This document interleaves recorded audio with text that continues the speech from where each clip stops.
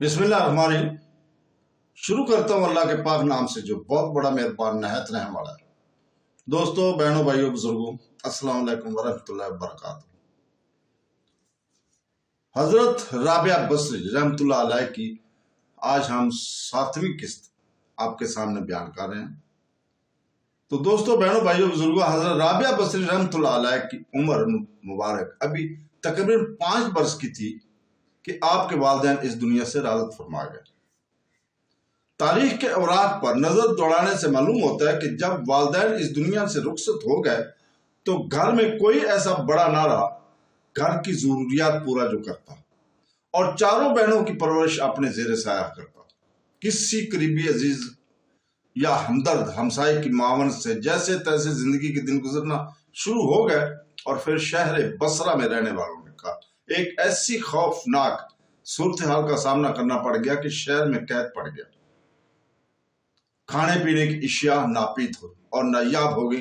भूख के बहस लोग हिजरत करने पर मजबूर हो गए।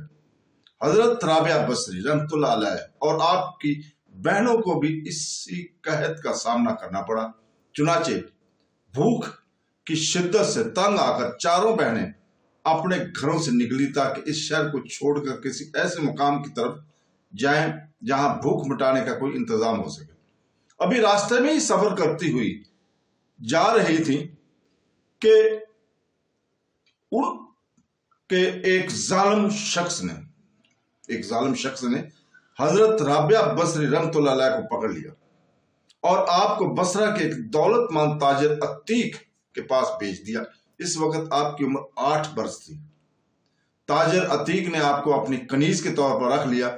वो घर के तमाम काम मासूम बच्ची से करवाता। हजरत राबिया बसरी रहमतुल्लाह अलैह सारा दिन घर के कामों में मसरूफ रहती। रात को थकन से चूर हो जाती मगर कभी उफ तक नहीं की। बचपन के दिन इसी तरह गुजरते जा रहे थे।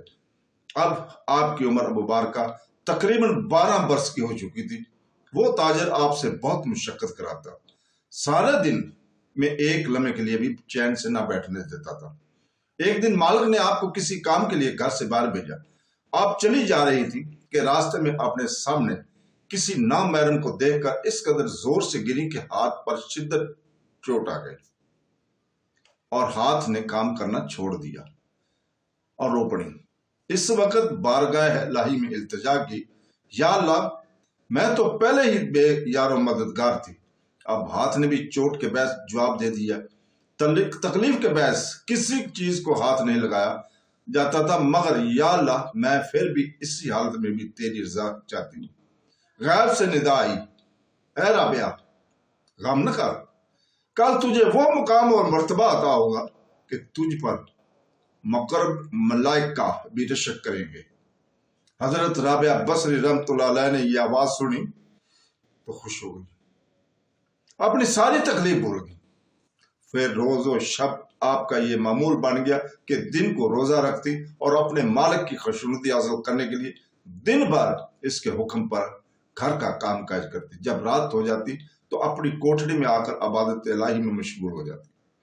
रात और दिन के ये कठिन मराहल छोटी सी बच्ची बड़े शौक से तय करती जा रही थी, मगर चूंकि इंसानी जिस्म एक खास हद तक की बर्दाश्त करने के काबिल होता है और कुव्वत रखता है, इसलिए थोड़े ही दिनों बाद इस मासूम चेहरे पर थकन और कमजोरी के आसार दिखाई देने लगे।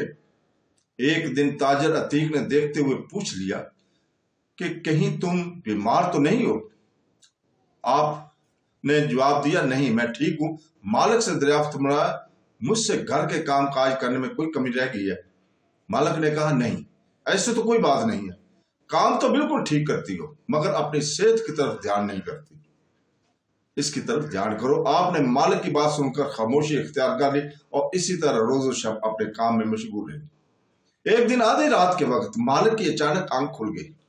इसकी निगाह हजरत राबिया बसरी रहमतुल्लाह अलैह की कोठड़ी की तरफ चली गई जिसमें वो रहती थी। इसी कोठड़ी में चिराग की रोशनी होती महसूस हुई।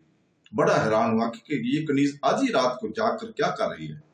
कोठड़ी की तरफ भागा, मगर ये देखकर इसके कदम कोठड़ी के दरवाजे के बाहर ही रुक गए कि इसकी कनीज बारगाह इलाही में सर मसजूद है।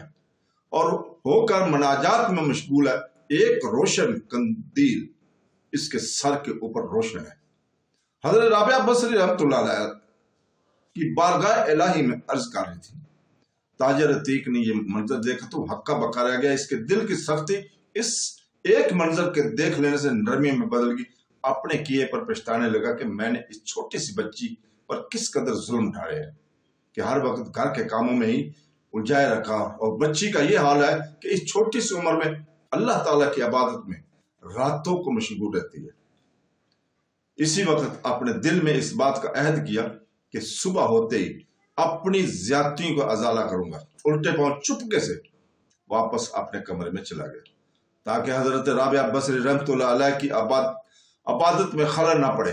कमरे में गया तो अब नींद इसको कोसों दूर चली गई थी। सुबह के इंतजार में वो करवटें बदल रहा था और जागता रहा, और सुबह होते ही आपके पास पहुंचा और कहा कि मैं आपको आजाद करना चाहता हूं और आपसे माफी मांगता हूं कि ला इल्मी में मुझसे आपके साथ बहुत ज्यादतियां हुई। मेरी ख्वाहिश है कि आप इसी में क़याम फरमाए ताकि आपकी बरकत की सादत मुझे हासिल रहे। लेकिन अगर आप यहाँ पर क़याम करना पसंद ना फरमाएं और कहीं और जाना चाहें तो आपकी मर्जी है।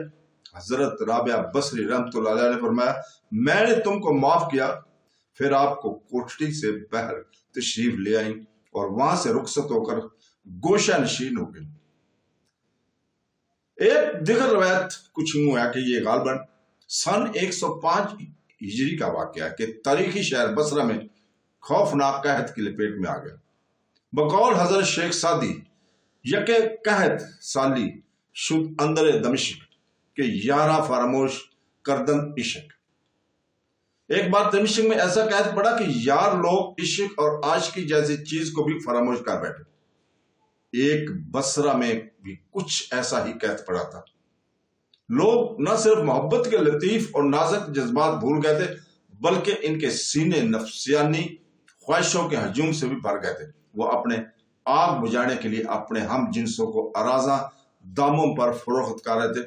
औलादें माँ बाप पर गरांक थी और औलादों पर माँ बाप एक बोझ थे।